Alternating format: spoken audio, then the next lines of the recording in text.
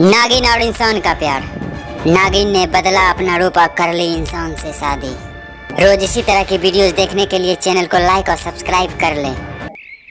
एक गांव में गोपाल नाम का लड़का रहता था। गोपाल सुंदर और बुद्धिमान था। वह अपनी माँ के साथ गांव में रहता था। गोपाल सुबह सवेरे तैयार होकर अपनी माँ के पास आता है और कहता है, मैं किसी काम से शहर जा रहा हूँ, आने में थोड़ी देर हो जाए तो चिंता नहीं करना। मैं कोशिश करूँगा कि जल्द से जल्द अपने घर वापस चला आऊँ। अगर आपको भी कुछ शहर से चाहिए तो अभी बोल दो। मुझे तो कुछ नहीं चाहिए, लेकिन तुम कोशिश करना कि अपने घर जल्दी चले आना, क्योंकि समय बहुत खराब है।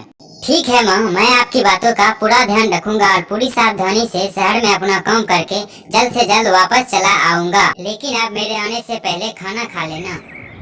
यह बोलकर गोपाल वहां से निकल के शहर की ओर अपने काम के लिए चला जाता है। लेकिन शहर से अपने काम के करने के बाद उसे लौटते समय बहुत ही देर हो जाती है।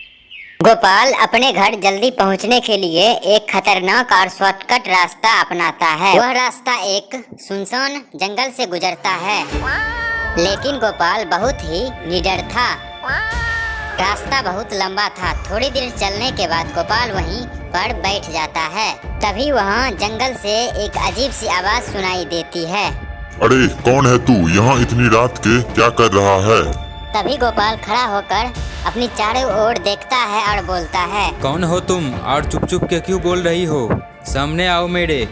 तभी वहाँ एक नागिन प्रकट होती है।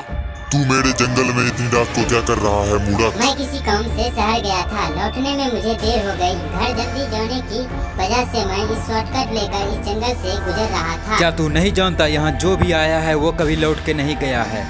लेकिन मैं जानबूझकर यहाँ पर नहीं आया, मैं तो गलती से यहाँ पर फंस गया। मुझे खुद घर पहुँचने की जल्दी है। मेरी माँ घर पर इंतजार कर रही है। ठीक है, इस बार तू चला जा, लेकिन फिर कभी इस जंगल में वापस लौट कर नहीं आना। इतना बोलकर नागिन वहाँ से गायब हो जाती है।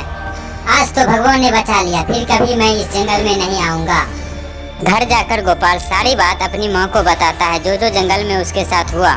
मैंने तुझे हजारों बार चेतावनी दी थी कि भूलकर भी कभी उस काली पहाड़ी वाली जंगल से नहीं गुजरना। आज देख लिया ना इसका परिणाम। ये सब सुन के गोपाल वहाँ से चला जाता है और अपने घर के पीछे जाके बरामदे में जाके बैठ जाता है। न जाने कौन थी वो, उसे देखकर लगता था कि आसमान से परी उतर कर आई हो। मैं तो उसमें खो ही गया हूँ। कल रात फिर मैं उस जंगल में जाऊँगा। मैं उसके लिए किसी प्रकार का खतरा उठाने के लिए तैयार हूँ। मैं उसी से शादी करूँगा। फिर अगले ही दिन गोपाल तैयार होकर उसी जंगल में जाता है। फिर वहीं खड़ा होकर अपने चारों ओर देखता है और बोलता है, अरे यहाँ तो एकदम सुनसान है, कोई नहीं है यहाँ। तभी नागिन प्रकट होती है और गुस्से से बोलती है, ये लड़की तू फिर यहाँ चला आया है? लगता है तुझे अपनी जान प्यारी नहीं है। तुझे मरने की इतनी जल्दी क्यों है? तू क्यों यहाँ पे फिर से मरने के लिए चला आया है? तभी लड़का निडर होकर नागिन से बोलता है, तुम्हारी खूबसूरती और मासूमियत देखकर मुझे तुमसे प्यार हो गया है। तू ये नहीं जानता, अगर मैंने तुझे डस लिया तो तेरी जान जा सकती है, क्योंकि मेरे जहर का तोड़ पूरे विश्व में अभी तक नहीं बना है, न किसी वैद्य के पास और न ही किसी डॉक्टर के पास। मैं यहाँ से खाली हाथ जाने के लिए नहीं आया हूँ। मुझे तुमसे प्यार हो गया है।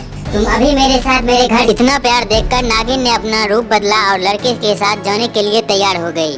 अरे बेवकूफ, मैं एक नागिन हूँ। एक इंसान और नागिन का प्रेम कैसे हो सकता है? अगर गांव में मुझे किसी ने तेरे साथ देख लिया तो मेरे साथ साथ वो तुझे भी मार देंगे। क्यों तू मरना चाहता है?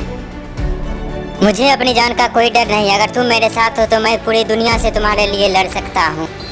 तुम सिर्फ चलो मेरे साथ। इतना बोलकर नागिन और लड़का दोनों गायब हो जाता है। Wait for part 2।